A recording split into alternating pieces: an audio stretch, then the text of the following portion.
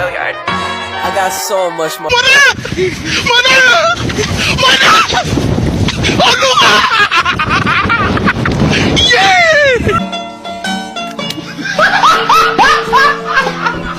Are you ready, kids? Aye, aye, Captain! I can't hear you. Aye, aye, Captain! Oh! Fucking design on right now. Break it down, bring it back, make it clap. I got 3 old thoughts, new block, where that thing. Bitches on my line, and you know. Hai, baik, di sini saya akan menjelaskan tentang perwalian. Perwalian adalah pengawasan terhadap anak di bawah umur yang tidak berada di bawah kekuasaan orang tuanya. Oke. Ada beberapa macam perwalian. Yang pertama adalah wali yang ditunjuk oleh orang tua semasa hidupnya melalui surat wasiat.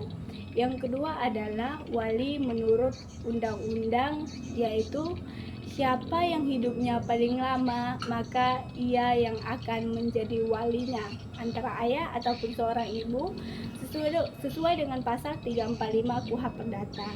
Yang ketiga adalah wali yang dia angkat langsung oleh seorang hakim. Ada juga golongan-golongan orang yang tidak bisa ditunjuk menjadi seorang wali. Yang pertama adalah orang yang mempunyai gangguan kejiwaan ataupun kesehatan.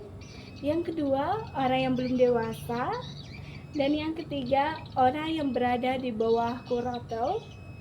Yang keempat adalah orang yang telah dicabut hak kekuasaannya sebagai orang tua. Dan yang terakhir adalah orang yang dicabut perwakilannya.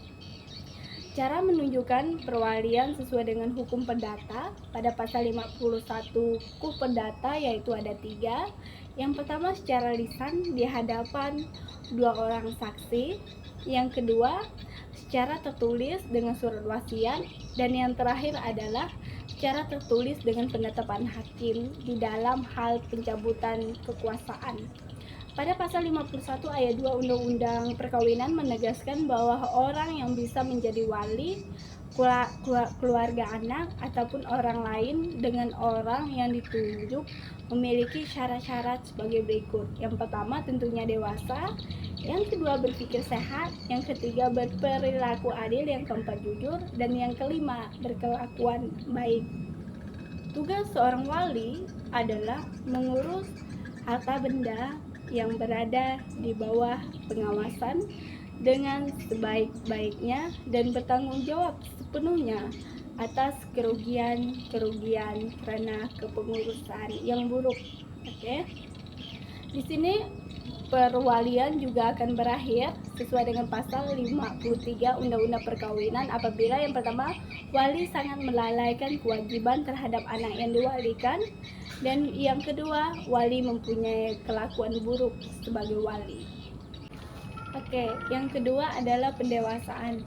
Pendewasaan adalah suatu upaya di mana untuk meniadakan keadaan orang yang belum dewasa, atau dengan kata lain adalah mendewasakan orang yang belum dewasa menjadi orang dewasa.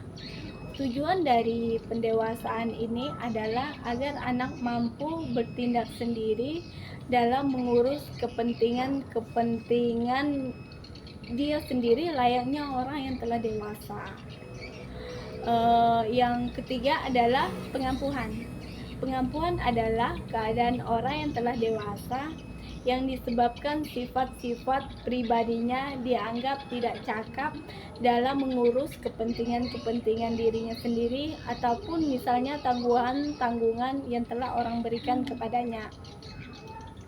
Orang-orang yang ditempatkan di bawah pengampuhan adalah yang pertama orang dungu, yang kedua orang sakit ingatan, dan yang ketiga orang boros.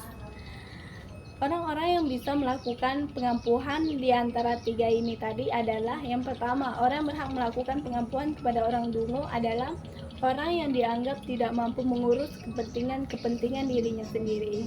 Yang kedua, orang yang berhak melakukan pengampuhan kepada orang yang hilang ingatan adalah orang yang tidak mempunyai keluarga saudara, suami atau istri, dimanapun dia berada, atau misalnya tidak ada kenalan-kenalan dimanapun ataupun kapanpun. Yang ketiga adalah orang yang berhak melakukan pengampuan kepada orang boros adalah orang yang mempunyai keluarga saudara ataupun sanak saudara ke samping sederajat keempat suami ataupun istri. Yang keempat adalah ketiadaan ataupun orang hilang. Ketiadaan adalah ketidakhadiran seseorang di tempat, atau misalnya seseorang yang meninggalkan tempat tanpa menyuruh orang lain untuk mengurus kepentingan yang sebenarnya harus dia urus. Oke. Ada dua keadaan ataupun ketidakhadiran seseorang, yaitu yang pertama adalah pengambilan keputusan sementara, dan yang kedua adalah kemungkinan orang tersebut meninggal. Yang kelima yang kita bahas adalah domisili. Domisili merupakan tempat tinggal seseorang. Menurut Perdata, tempat tinggal ada dua jenis, yaitu yang pertama, tempat tinggal umum yang terdiri dari tempat tinggal atau kebebasan. Yang kedua, tempat tinggal khusus atau yang dipilih. Oke, sekian pembahasan dari saya. Mungkin jika ada yang ingin didiskusikan, nanti kita diskusikan sama-sama. Bye. Bring it back,